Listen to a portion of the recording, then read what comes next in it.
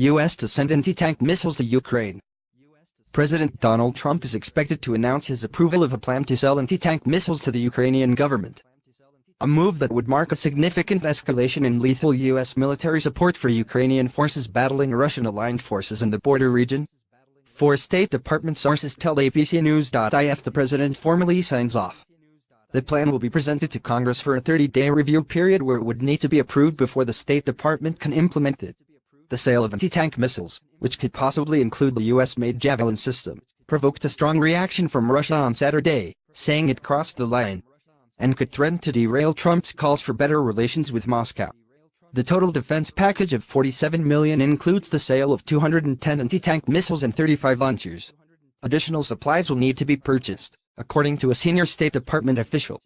"We have nothing to announce at this time," National Security Council spokesperson Marc Raimondi told ABC News. In a statement, State Department spokesperson Heather Nauert told ABC News, "The United States has decided to provide Ukraine enhanced defensive capabilities as part of our effort to help Ukraine build its long-term defense capacity, to defend its sovereignty and territorial integrity, and to deter further aggression. U.S. assistance is entirely defensive in nature, and as we have always said, Ukraine is a sovereign country and has a right to defend itself. The United States remains committed to the Minsk agreements as the way forward in eastern Ukraine. We have no further comment at this time." Sergei Ryabkov, Russia's deputy foreign minister, responded harshly to the news of the pending deal in a statement on Saturday.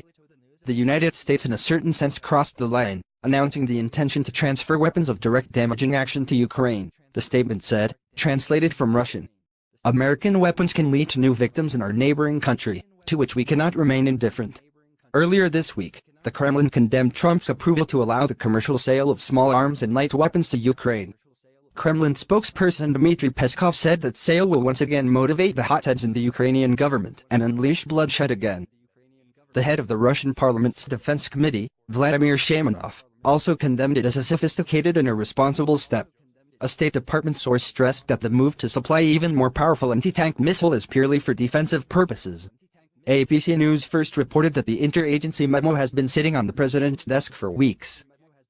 If Trump announces his approval, the memo will likely make its way to Capitol Hill.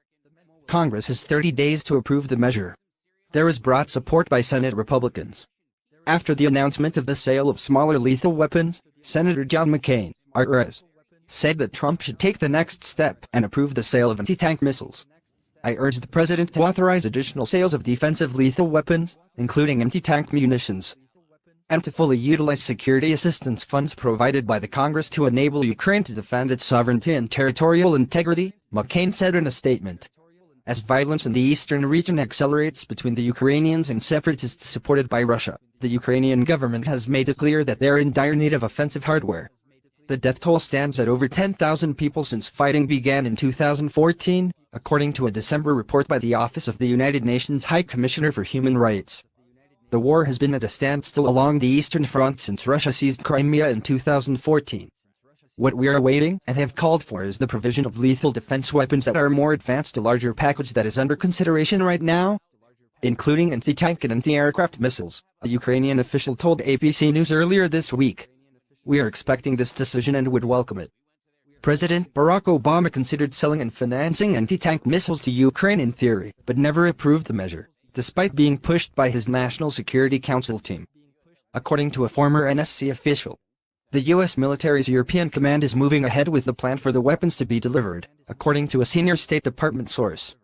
Trump promised a reset with Russia, but there has been concern that arming the Ukrainians might hamper that move. Nonetheless, a source close to the president said he has been supportive of the decision despite concerns from allies about how it will provoke Russia.